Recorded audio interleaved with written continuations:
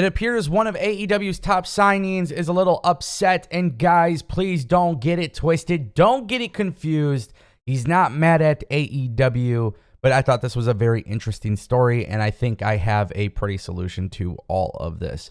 Also, with that being said, Trish Stratus is teasing a return to WWE, and of course, WWE has announced 15 new signings.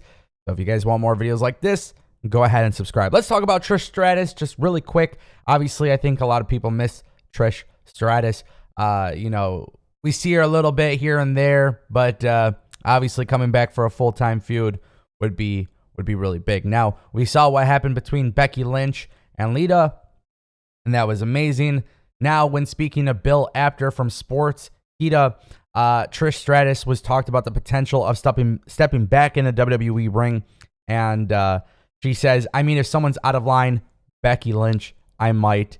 It would really be nothing. She's a little out of sorts right now, got a lot on her mind, and I think I could take advantage of that.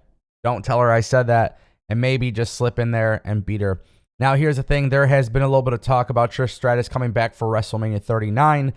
We've been paying attention to the story for a minute now, and I think, with Trish Stratus, if she's going to be there for Los Angeles or SoFi Stadium, whatever, I think it's going to be massive, man. I think WWE is going to try to pull out all the stops for WrestleMania 39.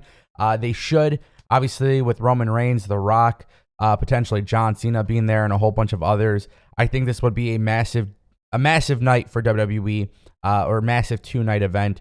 Trish Stratus is obviously still a big name, and a fun fact for those who are unaware, Becky Lynch is the one who has graced more pay-per-view posters than any other female in WWE history. Not Charlotte Flair, not Bayley, not Sasha Banks. So the reason why I bring that up is because Becky Lynch is obviously a major part of WWE and their booking. It is what it is. But I just want to kind of let you know that because if there is going to be a Trish Stratus match, I think WWE would try to put her with the biggest and the most popular star. And I think that might be Becky Lynch. All right, guys, speaking of WWE, WWE has announced 15 new signings as part of their Next in Line program. So basically, if you guys don't know what it is, NIL, Next in Line, it's basically WWE searching for a whole bunch of talent that are in college. This allows college students to get paid with the idea that WWE could very well have the first right to recruit them, essentially. There are no notable names that I specifically know from this list. But just to kind of give you an idea of what WWE is looking for, there is 15 people. Almost all of them are just around 6 foot. There's one from Michigan State and one from Central Michigan. So obviously my home state could be producing some of the very best future WWE superstars. But a lot of this talent, honestly, like they're athletes, right? 6'2", 285 pounds, 6'6", 260 pounds, 6'3", 270 pounds, 6'5", 250 pounds. This is WWE. This is WWE. They have a very specific type that they're looking for. 6'4", 270 pounds, 6'2", 285 pounds. Definitely some athletes from dance, from football, track, field, wrestling, gymnastics, volleyball, football, basketball. Here's the thing, guys. This is how I view this. Next in Line program is a good idea for WWE. It's actually a good idea for a lot of sports, and WWE is not the only company to be doing something like the Next in Line program.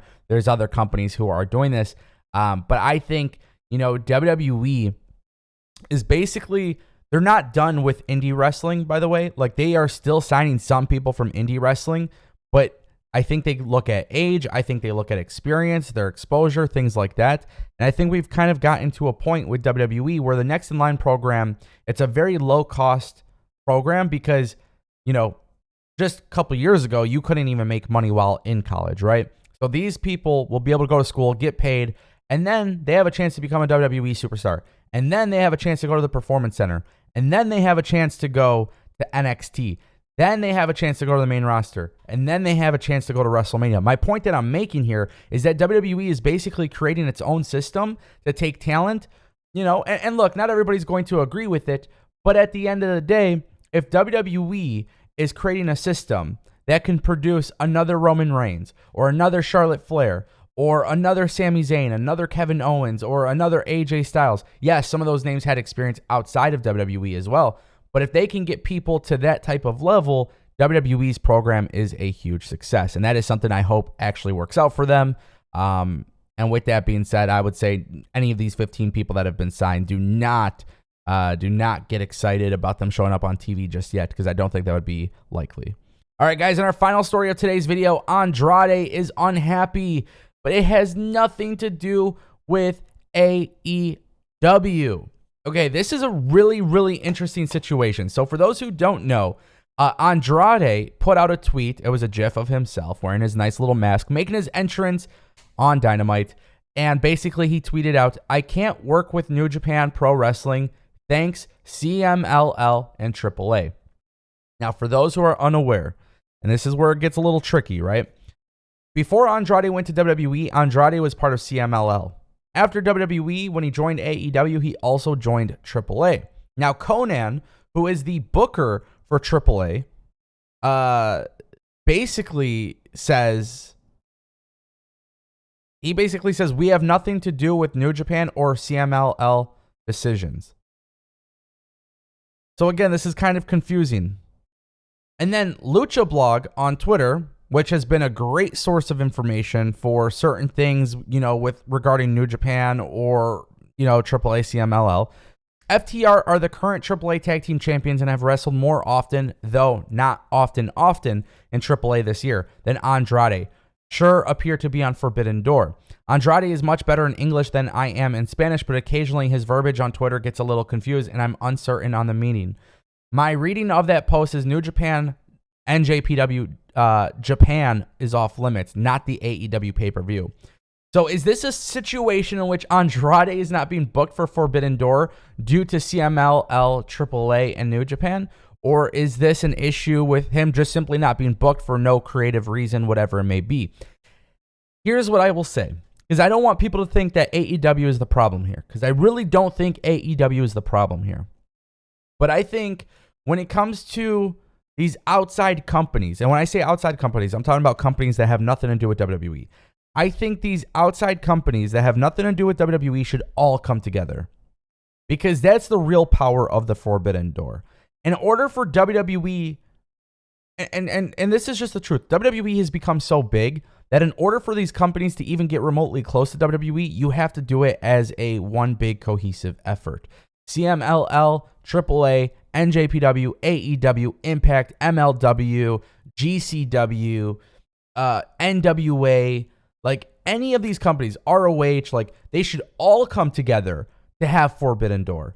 Forbidden Door shouldn't just be New Japan and AEW. I think the solution is having one massive pay-per-view that truly celebrates pro wrestling. And if WWE is the company that's the odd man out, that's not a big deal, because you're taking literally every single other company and making one massive event around it. I think that's what Forbidden Door needs to evolve into. I don't know if that's going to happen. Whatever is happening here is surely confusing, but I'll let you guys decide. Is Andrade not being booked because there's no creative plans, or is he not being booked because of the relationships between the other companies? Let me know what you guys think in the comment section down below.